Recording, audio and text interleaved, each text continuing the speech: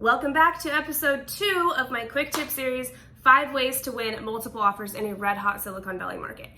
You might not have to actually sell all of your stock for your down payment if you follow these proven tips.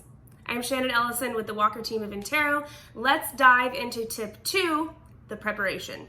Pre-qualified, pre-approved, underwritten, what's the difference? Well, quite frankly, the loss of your 3% earnest money deposit. Know the lender you are going to use the moment the offer is accepted, and be sure you have already turned in all of your necessary paperwork to the lender and know the terms of the loan you'll be getting. Hint, be much more than pre-qualified. Additionally, be prepared with the rate of your new property taxes and the amount you'll be paying in closing costs.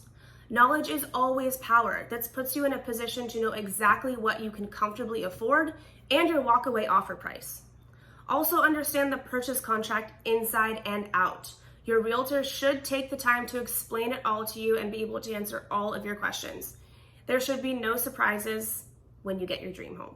Tomorrow, we're going to talk about the secret separator of accepted offers. Do me a favor and give me a like if you're finding these tips useful.